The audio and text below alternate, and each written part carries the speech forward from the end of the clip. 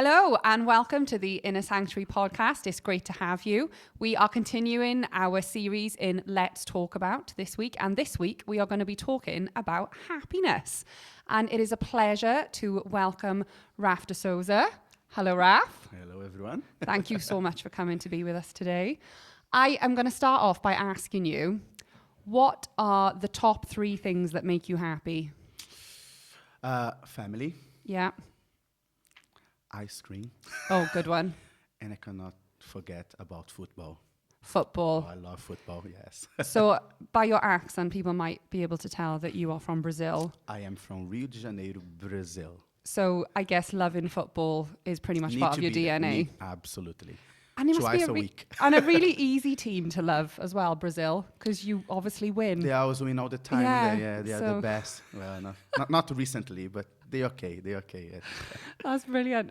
So growing up in Brazil, how do you feel that shaped your perspective on what happiness is?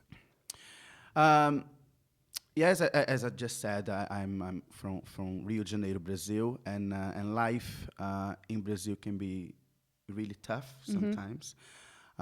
Please don't take me wrong. I'm not here to say that Brazil is a bad place. Yeah. I love my country. Yeah. And there are a lot of great and great aspects of Brazil. That's amazing. Yeah.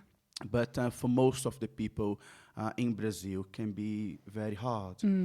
And for me, growing up, in Brazil, I didn't have much at all when I was younger.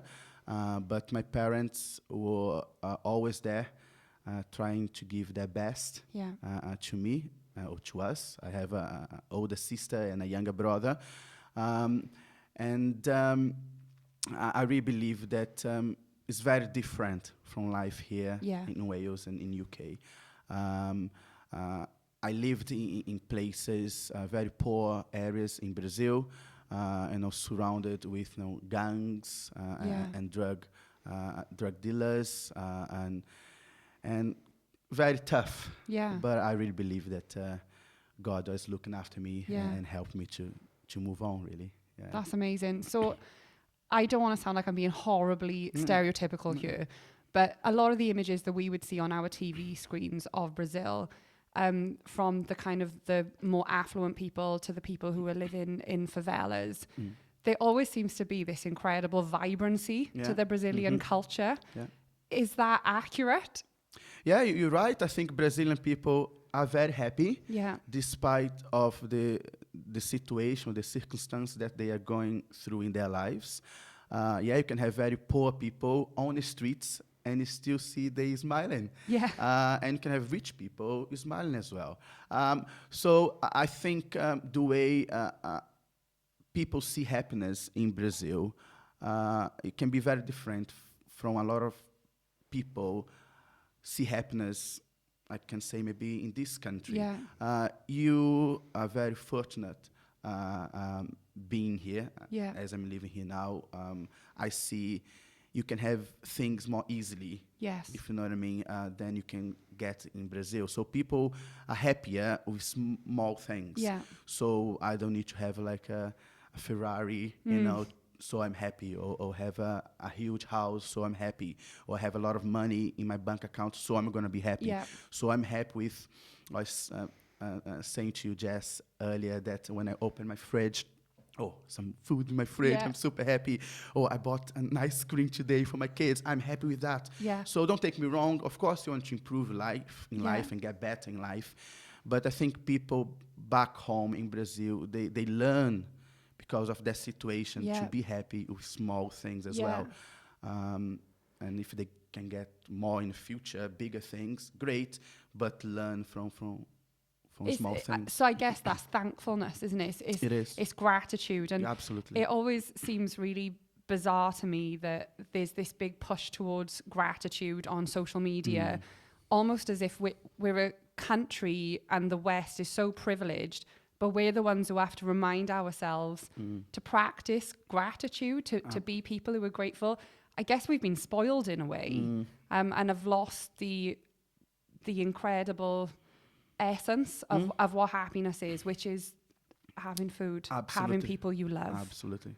And I guess that's what you're saying, that's what you see in the Brazilian people. Absolutely, I agree with you, yeah. Have you brought some of that with you now that you're obviously living in Wales? Yeah. Do you feel like that's something that you can demonstrate to people? I believe for those people who knows me for a bit, I'm very kind of I have a bubbly personality. Yeah. I love people, first of all. And one thing that I believe people loves, or something that people don't like is fake people. What I'm trying to say is people like when you are real to them. Yeah.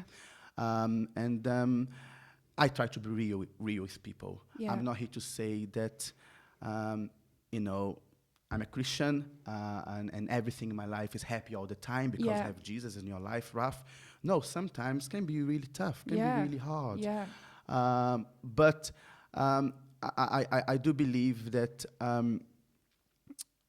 what I see in me is something that not only from Raphael. Of course, I brought that from my culture. Yeah. This kind of happiness, and I believe that what I have, this passion or this bubble personality, as I said, is not just from Raf, but I really believe it's maybe from the background that I have from my parents, you know, the teachings that I have from God, and all those things influence in my life and that's who I am today. And I really try to pass it on to those around me, and having the opportunity to share a bit of my happiness, a bit of joy, or encouragement to people. So as much as I have the opportunity to do that, I will do it. Because I think that sometimes people think that if you're a Christian, your life is bound up by rules and becomes very restricted. Whereas I was looking the other day, actually, through a particular bit of the Bible, and I came across this verse that I don't think I'd ever really noticed before. And it says, and it's in a book called Ecclesiastes, and it says, I know that there is nothing better for people than to be happy and to do good while they live. I didn't actually know that the Bible mentioned happiness by name, which is probably a bit of a bad thing to admit. But what really struck me with that is how it talks about happiness, and then it goes on to say, and to do good while they live, almost as if goodness and living a life that is good flows out of happiness. So happiness is never just for us. It's something that we get to flow out into the people and the communities around us. Do you think I totally agree with you. That was, I think, from Solomon. He said that he tried everything. You know? He tried everything in his life to be happy. But I think happiness is more than just I'm feeling happy today. Yeah. But what are you going to do about it? Yeah. Yeah. Another thing that I would like to mention is that I love happiness. Mm-hmm. I think happiness is great. Yeah. But I love the joy. Yes. The difference of happiness and joy. I think happiness depends of how you're feeling today. Yeah. Yeah. I can have maybe I'm having a beautiful day today. I'm very happy this morning. But in a minute, something bad can happen, and that happiness goes away. But I believe joy, and maybe I'm talking here about the joy that I can find in Jesus, helps me to keep things going despite the situation that I'm facing at the moment. There is this verse in Nehemiah that says that the joy of the Lord is my strength. Yes. So for me, it's saying that, don't take me wrong, as you said, as a Christian, as a believer in Christ, life's not going to be easy all the time. No. We are going to feel down, we are going to feel sad, we are going to cry. But if the joy of the Lord is my strength, for me, saying that I'm going to keep you there firm. Yes. Okay? I'm going to keep you things going because you have that joy in you. So, and I just want to pass that on to people as well. Yeah, because I guess joy is deeper, it's deeper. It's rooted in something deeper, isn't it? Your joy is found, as you say, in Jesus. Yes. And in your salvation, knowing Absolutely. that you've been rescued from brokenness, from darkness, and you now live in a place that is full of light. Absolutely. And that is big. Something that nothing else can replicate. Replace. No. Absolutely not. No. So how does that shape your life then? How does being this person who now lives in a place of joy, deep joy and light, how has that shaped the way that you live your life and what you're doing with your life? Changed completely, isn't it? Yeah. Changed completely. Even though I was brought up in a Christian home, as I was growing up, I had to make that own decision. Yeah. To believing in God, and by doing that, really helps me to understand what happiness actually is. Yeah. Believe it or not, personally, I believe you're never gonna feel truly happy until you find Jesus in your life. Okay. That's me. Yeah. You may have these other things around you that you feel, I'm very happy. Yeah, but they normally things that doesn't last. Yes. And I think the happiness and the joy, yeah, better saying, that I can find Jesus is eternal. Yes. Yeah. Despite what's going around in my life, in the situation that I'm going through, that stay forever. Yeah. So that changed completely. That changed the way that I see things, the way that I interact with people, in everything, in every small details in my life change completely. And sometimes you feel like, how can I pass this happiness and this joy to people, Raf? Yeah. And sometimes I need to, what I'm going to do? Shall I do this or that? Start with a smile. Yeah. Yeah. Sometimes you think that I need to plan to be happy around people or show a bit of joy to those around me. Start with like, hello, how you doing? Yeah. A happy face is really, really important. Yeah. So start by giving a smile today. And I should mention as well that your role, your work in South Wales is to do with young people Yes. and kids. And like from a personal perspective, I think having somebody like you working with young people in this day and age must just be the most exciting and fantastic thing. I think you're such a great example of that joyfulness.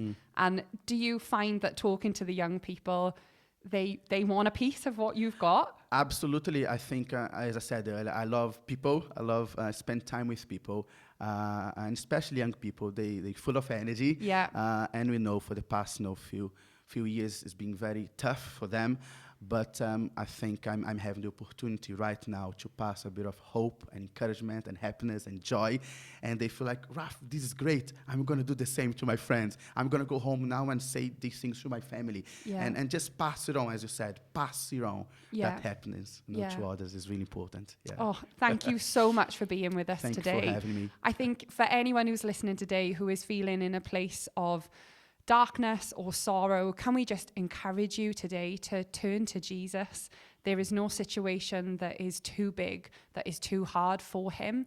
If anything that we have talked about today has struck a chord with you, then we would love to speak to you. So please do get in touch on the Sanctuary Facebook page or any other social media platform. But for now, thank you so much to Raf, and we'll catch you next time. Goodbye.